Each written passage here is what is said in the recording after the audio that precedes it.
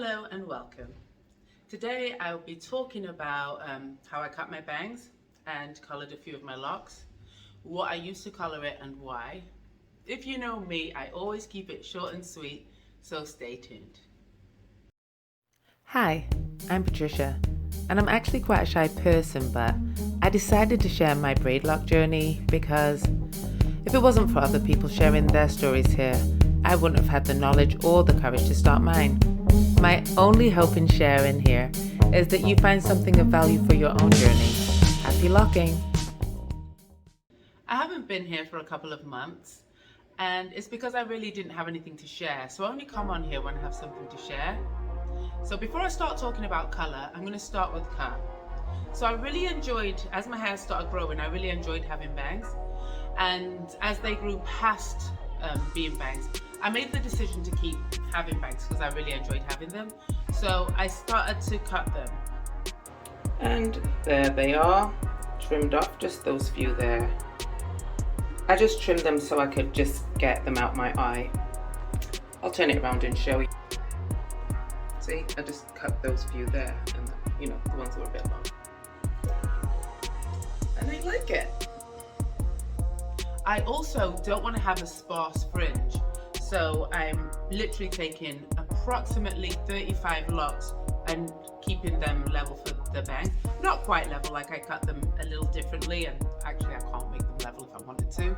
But yeah, so I didn't want a really sparse fringe. I wanted them to be full. So I have about 350 locks, so I thought about 10% of them, which is 35 locks, I'm just gonna have as the bangs.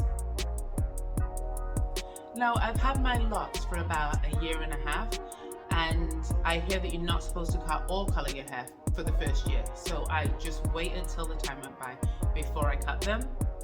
But even when I was cutting them, I was nervous that they would unravel, and they did a little bit. They did unravel a little bit, and now they're trying to form the ball and seal the end again. So I don't know if I'm just going to be going through that every time I cut bangs, and maybe that's the reason I don't see a lot of people with locks cutting bangs, but I'm just going to continue doing it and we'll see how it goes. Now on to colour. Firstly, I'm a bit allergic to hair dye, so I use this. It's Ollier by Garnier, and I use it because there's no ammonia and it's oil infused. And actually, before I started locking my hair, I did dye it with like one of these similar brown colors, but it was this brand, and weirdly I just dyed the front and not the back, but that's another story. Anyways, so in order to color it, I only colored a few. I colored like 7 locks, and the way I did it was I got a shower cap.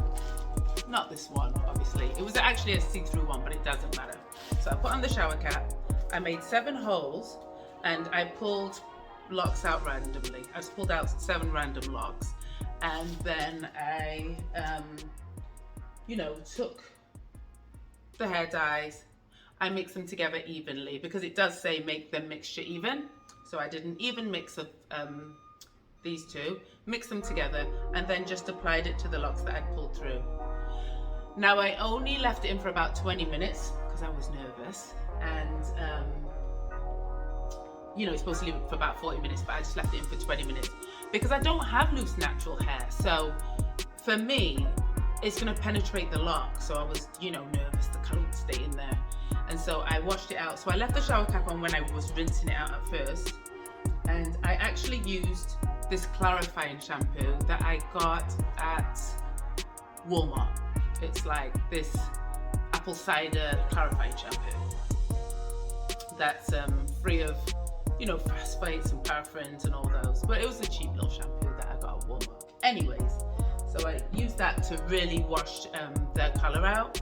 And then when I was done, I used their a little bit of their conditioner. Now, conditioner I hear it can make build up in your hair, but I really felt, because no matter what, color will dry your hair out. So I was like, let me give it a fighting chance, and I put a little bit of conditioner just on the top, and hopefully it got all the ones that I colored, and then that's it for the color. let me go outside and show you what it looks like. And in the next video I'm gonna do it on how I combined a few of the locks that were a little bit thin in the front, how I combined them, made them into one with a crochet hook. Some people will combine them when they interlock them and they'll have two heads, but I wanted to make them one, the ones that I combined. So in the next video I'll show you how I did that, but let me just go outside and show you the color I did and what it's actually looking like right now. So that's the difference, one's colored, one isn't. I hope you can see it.